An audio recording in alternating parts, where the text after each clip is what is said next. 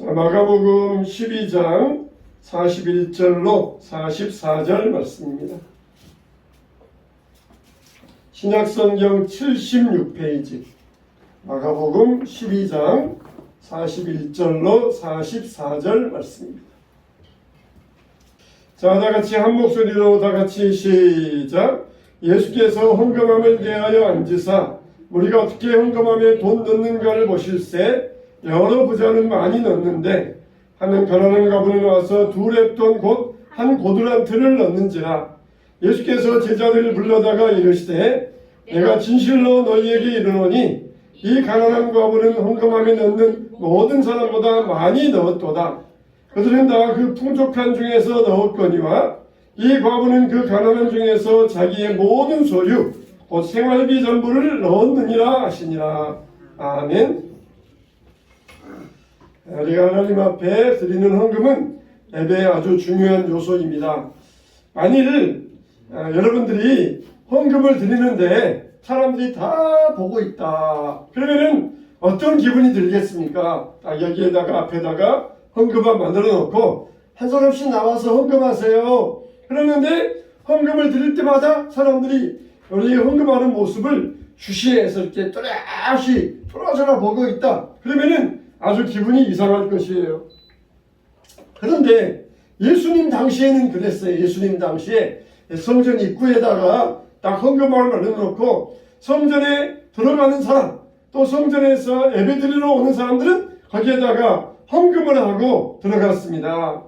그런데 부자들이 와서 헌금하는 모습과 가난한 자들이 와서 헌금하는 모습이 전혀 달랐어요. 그 당시에는 요즘처럼 이렇게 종이 지폐가 있는 것이 아니라 금화, 은화 다 동전이었잖아요. 그래서 헌금함에다가 돈을 넣으면은 땡그랑 땡그랑 땡그랑 소리가 다 나게 돼 있어요.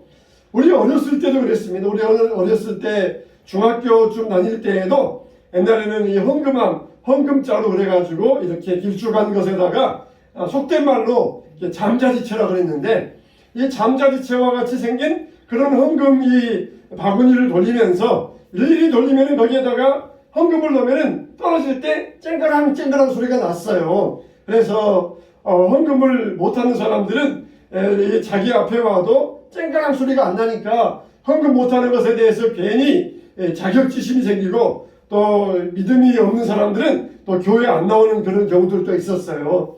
우리는 절대로 헌금 때문에 시험 들 필요 절대로 없어요. 헌금을 가지고 절대로 마음에 자격지심 가지고 시험 들 필요 절대로 없습니다. 자, 근데 중요한 것은 뭐냐? 그 당시에 부자들은 동전을 가지고 오는데 이렇게 돈 자루를 가지고 와요. 그냥 큼지막한 돈 자루를 가지고 옵니다. 그러면 그 돈 자루를 헌금함에 쫙 부으면은 쫙 하면서 그냥 막 소리도 크게 그냥 아주 우렁차게 그냥 성전이 그냥 울릴 정도로 쫙 하면서 아주 그냥 오랫동안 그 동전 떨어지는 소리가 들렸어요. 그럼 사람들이 와 그러면서 그렇게 헌금을 드렸습니다. 그러면은 헌금 드린 사람도 막 어깨가 으쓱하고 이렇게 고개도 쳐들어지고 그러면서 내가 이렇게 하나님께 헌금 많이 한다. 내가 이렇게 믿음이 좋다. 그런 식으로 자기의 명예를 높이는 일이 있었어요. 근데 반면에 가난한 사람들이 와서 하면은 그냥 겨우 동전 한 개 아니면 두 개 드리니까 그냥 땡그랑 땡그랑 소리도 초라해요. 그러니까 이 가난한 사람들이 드리는 헌금은 참이 부끄러운 경우가 있었습니다. 그런데 예수님께서 과부의 헌금을 보시고 이 과부가 다른 사람들보다 훨씬 더 많이 드렸느니라. 부자가 헌금 드리는 모습도 보시고 과부가 헌금 드리는 모습도 보시면서 이 가난한 과부가 다른 부자들보다 훨씬 더 많은 헌금을 드렸느니라. 그러면서 제자들에게 이 과부의 헌금을 칭찬해 주셨던 것입니다. 그러면은 이 과부의 헌금을 보신 예수님께서 헌금을 어떠한 측도를 가지고 보시느냐? 두 가지예요. 첫째로 헌금은 비율에 있다는 것입니다. 1,000만 원을 가진 사람이 11조 하면은 100만 원이잖아요. 근데 2,000원 가진 사람에게 2,000원은 전 재산입니다. 1,000만 원 가진 부자들이 와서 동전을 100만 원짜리를 헌금함에 넣을 때는 그냥 그 떨어지는 소리가 와르르 하면서 우렁찼어요. 근데 과부가 동전 2전, 동전 2입 이걸 드릴 때에는 땡그랑 땡그랑 하면서 초라한 소리밖에 들리지 않았습니다. 그런데 하나님의 시선으로 볼 때에는 이 부자들의 헌금보다 이 가난한 과부의 헌금이 훨씬 더 많이 드렸느니라. 왜 그래요? 비율을 따졌을 때 부자들은 1000만원 가운데서 100만원 10분의 1이었지만 이 가난한 과부는 2000원 가운데 2000원 전 재산으로 하나님께 드렸다는 것이에요. 아마 이 과부도 헌금 드릴 때에 갈등이 있었을 거예요. 동전 둘, 딱 주머니 뒤져보니까 동전 2개밖에 없는데 하나만 할까? 2개 다 할까? 헌금 앞에까지 가면서 하나만 할까? 2개 다 할까? 그런 고민과 갈등이 있었을 것이에요. 그러나 과부는 자기의 전 재산을 하나님 앞에 드렸던 것입니다. 예수님은 바로 이 비율을 보셨어요. 비율을. 자기의 재산 가운데 어느 정도를 드리는가 그 비율을 보셨던 것입니다. 여러분 되게 요즘도 세금이 어느 정도입니까? 우리가 10,000원짜리 물건 사면은 거기에다가 부가가치세 10%가 붙잖아요. 그래서 카드로 결제할 때 하고 현금으로 결제할 때 하고 그러면서 부가가치세 10%가 붙어요. 되게 옛날부터 되게 거의 예수님 당시에 거의 그 당시에는 세금이 얼마였느냐? 10%였어요. 10%. 자기의 수입 가운데 10% 정도가 세금이었습니다. 근데 그 중에서 중간에서 또 세리들이 착복하고 군인들이 착복하고 그렇게 착복하다 보니까 민중의 생활은 팍팍했어요. 우리나라도 고려시대 조선시대 그럴 때도 나라에서 떼가는 세금보다 중간 관리들이 뜯어가는 착복하는 것들이 더 많아가지고 그래서 백성들의 삶이 고달팠습니다. 하나님께서 애굽에서 나왔던 이스라엘 백성들에게 너희가 10의 1조를 드려라. 그건 뭐냐? 그 당시에 세금의 원리예요. 세금의 원리. 세금의 원리 10%. 그래서 10%는 나라의 것이다. 그랬던 것처럼 너희들도 10의 1조를 드려라. 그렇게 말씀하셨던 것이에요. 근데 요즘 와서 11조 폐기론의 이야기가 나옵니다. 11조는 율법이니까 11조는 폐해져야 된다. 그런 이야기가 나와요. 11조는 율법이 아니에요. 11조는 복음입니다. 예수님께서 뭐라고 하셨습니까? 너희가 율법 중에 작은 것이라도 작다 일컬고 가르치면 천국에서 작다 일컬음을 받으리라 말씀해 주셨어요. 근데 하물며 11조가 폐기되었다? 그렇게 가르친다 그러면은 하나님께서도 나도 너희를 폐기하겠다? 그렇게 하나님께서도 말씀하신다는 것입니다. 11조는 폐기된 게 아니라 완성된 거예요. 완성된 거. 여러분 정말 여러분들 딱 까놓고 이야기해 보세요. 여러분들 헌금 얼마 드립니까? 11조만 드립니까? 아니잖아요. 11조 드리고 그 이외에 또 주일헌금 드리고 또 감사헌금 드리고 건축헌금 드리고 특별헌금 드리고 따져보면은 11조보다 우리는 훨씬 더 많이 드리고 있어요. 왜 그렇습니까? 이게 바로 11조의 완성이에요. 11조의 완성. 아직 애굽에서 노예 생활하다가 겨우 이제 간 나온 사람들에게 너희들이 정말 헌금해야 된다. 그러면 이들이 시험에 드니까 봐라. 나라에서 세금 10분의 1 떼가지 않느냐. 그런 것처럼 너희들도 10분의 1은 하나님께 드려야 그게 최소한의 기본적인 신앙이 된다. 이들을 시험에 들지 않기 위해서 아직 어린아이 단계에 있는 자들에게 그렇게 11조를 가르쳤던 것이에요. 제가 전에 말씀드렸던 것처럼 마치 아직 공부 습관이 안 된 초등학생들에게 너 오늘 1시간만 공부하고 TV 보고 놀아도 좋다. 그렇게 공부 습관이 안 된 초등학생에게 1시간 공부하고 그 다음에 놀아라. 그러면 이 아이가 1시간 동안 공부한 다음에 공부 다 했다 그러면서 책 덮어버리고 TV 앞에 앉아있든지 밖에 가서 놀 것이에요. 그러나 공부 습관이 된 대학생들은 여전히 엄마가 1시간만 공부하고 놀으라 그랬다 그래서 공부 습관이 된 대학생들까지 1시간만 딱 공부하고 끝나는 대학생은 없어요. 그때 가면은 5시간도 하고 6시간도 하고 그러면서 공부의 양을 늘려가면서 공부의 습관을 들여서 공부하게 될 것입니다. 11조도 마찬가지예요. 10의 1조를 드려라. 그건 아직 신앙의 습관이 안 된 어린아이 신자들에게 최소한의 한도 이것을 하나님께 드리고 그리고 나머지는 너희가 써라. 그렇게 말씀하셨던 것이지 11조만 해도 된다. 그것으로 하나님께서 못 박으신 것이 아니에요. 그러니까 요즘 와서 11조 폐기론을 말하는 사람들 왜 그렇습니까? 요즘 이 생활하기가 부담되니까 10의 1조를 드린다는 게 자기들에게 힘들게 느껴지니까 10의 1조를 안 드리고 싶어서 드리지 않고 싶어서 자꾸 그런 말들을 만들어내는 것이에요. 그런 말들에 속아 넘어가서는 안 돼요. 이렇게 헌금은 비율이에요. 비율. 얼마나 많은 중에서 드렸느냐 그게 아니라 이 과부는 자기의 전 재산을 드렸느니라 하시면서 하나님께서는 이 사람의 비율을 보시고 칭찬하여 주셨던 것입니다. 우리는 얼마든지 하나님 앞에 칭찬 듣는 믿음이 될 수가 있어요. 내가 없으니까 나는 못 사니까 이 하나님도 나를 싫어하실 거야. 그런 믿음은 없습니다. 하나님은 비율에 따라서 우리의 믿음을 보시기 때문에 얼마든지 어떤 가운데 있든지 우리는 하나님께 칭찬 듣는 믿음으로 살아갈 수가 있어요. 이 얼마나 기쁜 소식입니까?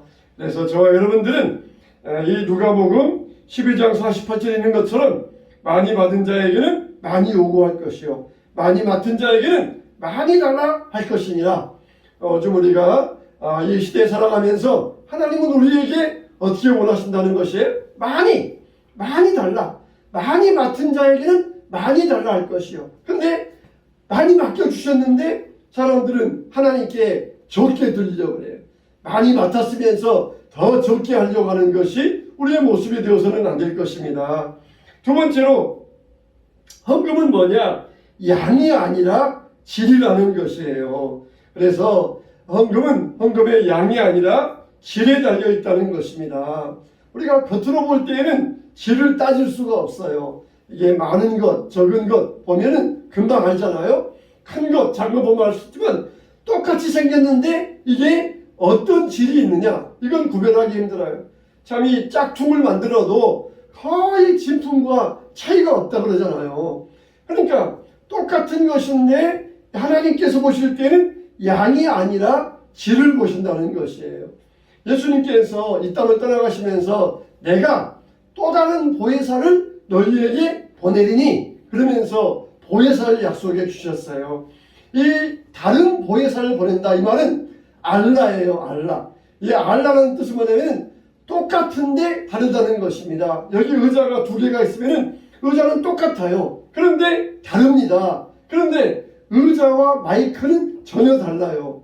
이렇게 다른 보혜사를 보내준다 이 말은 같은데 똑같은데 다른 보혜사를 보내주심으로써 우리와 영원히 함께 있게 하겠다 말씀해 주셨어요. 근데 제자들은 예수님 또 다른 보혜사 필요 없습니다. 예수님이 우리와 함께 해주세요. 그러면서 예수님이 자기들과 함께 해달라고 요청을 했어요. 그러나 예수님께서 뭐라고 하셨어요? 내가 가지 아니하면 보혜사가 너에게로 올 수 없다 하셨어요. 만일 예수님께서 이 땅에 계속해서 계신다 그러면 그냥 그 주변의 제자들만 예수님의 혜택을 받을 것이에요. 그러나 육신으로 계신 예수님은 떠나시고 영으로 계신 성령께서 오시니까 어느 곳에서든지 우리가 성령을 만날 수가 있고 성령과 교제할 수 있어요. 어떤 초신자가 예수님께 와가지고 목사님께 와가지고 목사님 이 예수님이 우리의 신랑이라 그러는데 그러면은 아무개 엄마 여자들이 많은데 예수님이 한 분 신랑이라 그러면은 이건 너무 잘못된 거 아닙니까? 우리 남편이 있는데 우리 남편이 누구의 신랑 그러면은 이거는 잘못된 거 아닙니까? 어떻게 그럴 수 있습니까? 그랬더니 이 목사님이 그렇게 설명해 주셨어요. 예수님은 성령님이십니다. 성령님은 물과 같은 분이십니다.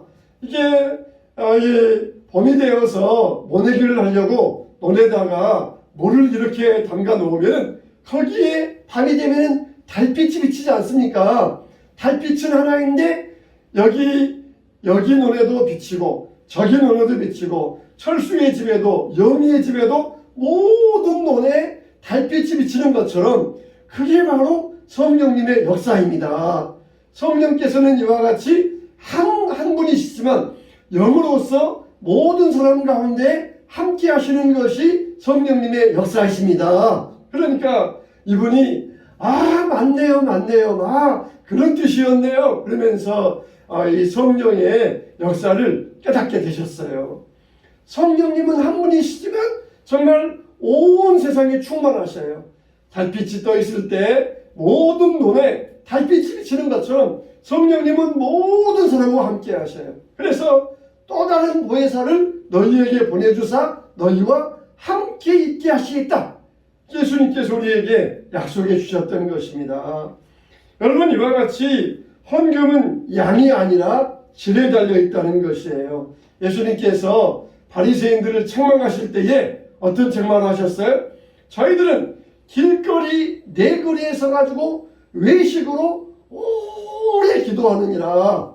외식적으로 오래 기도하는 자, 이들의 신앙은 잘못된 신앙이라고 책망하셨습니다.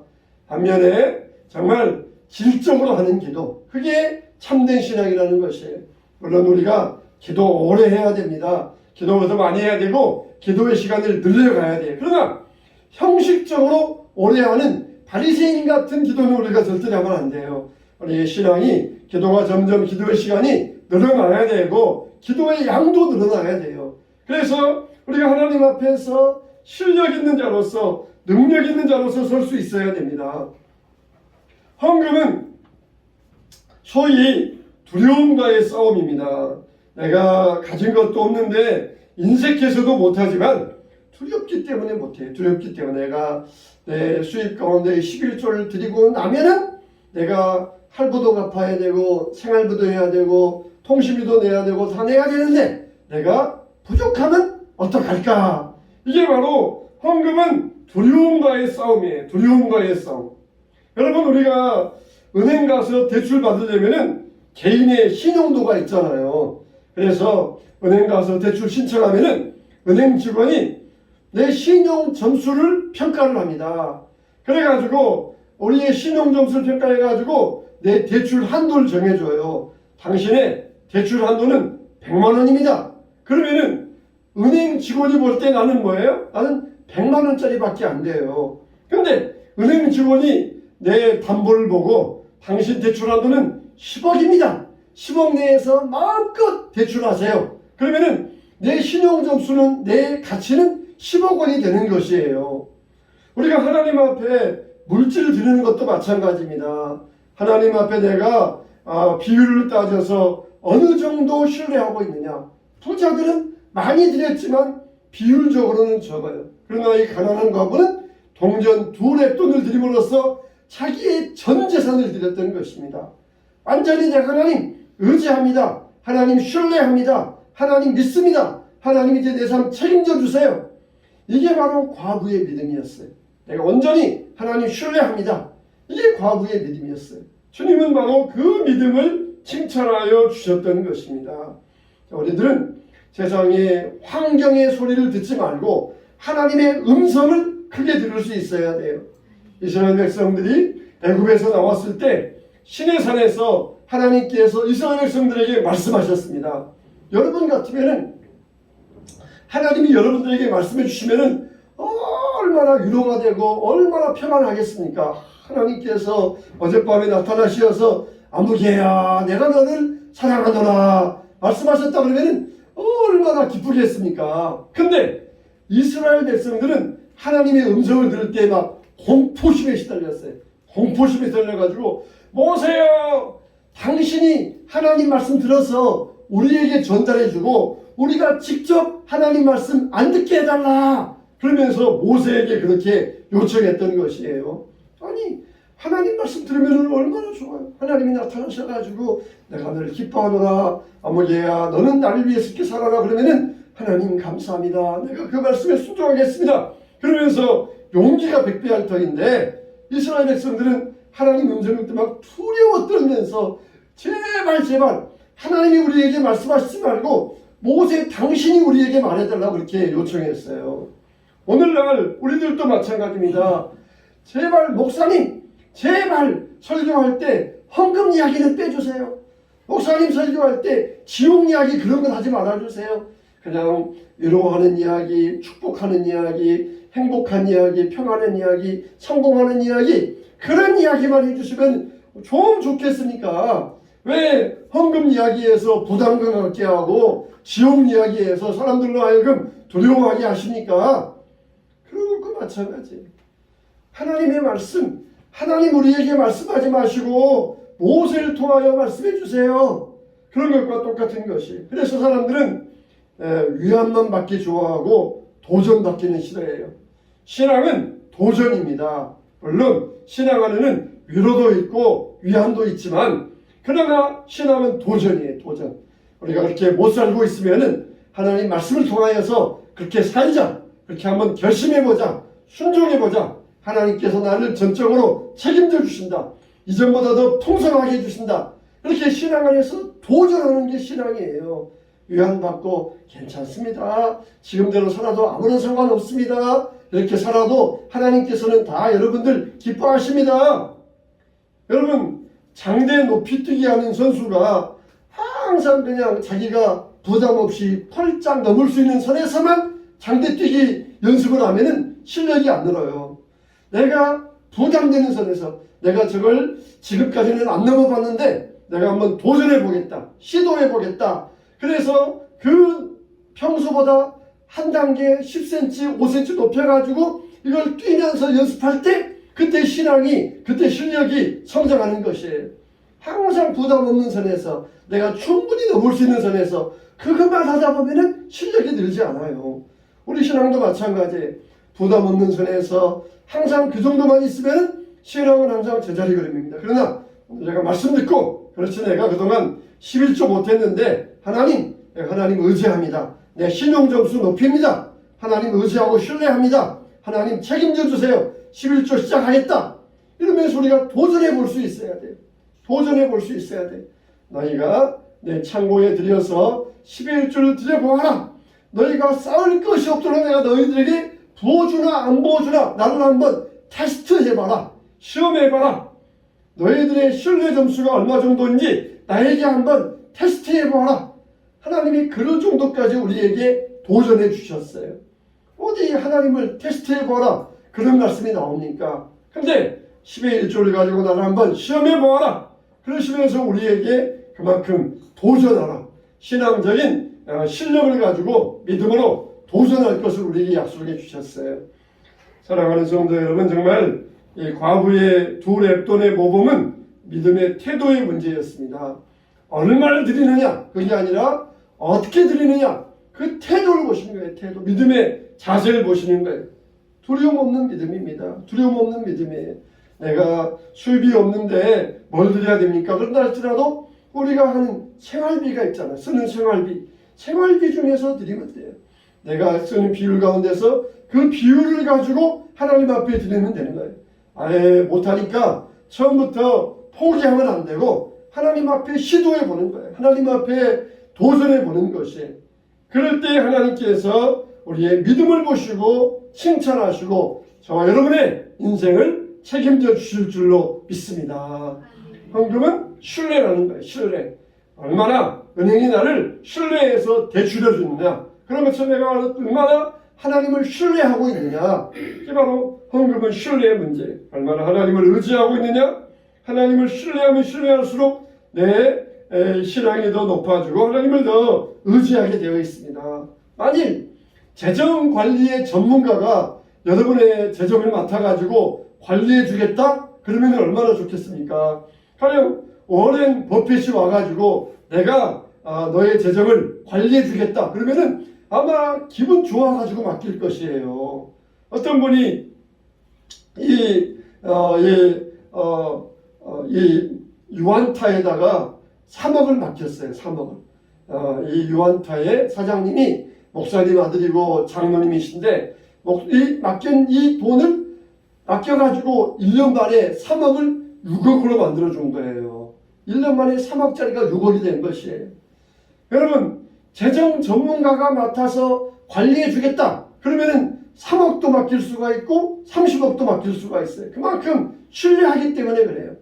우리가 얼마나 하나님을 신뢰하느냐, 거기에 달려있는 게 바로 이 믿음의 문제, 물질의 문제인 것입니다.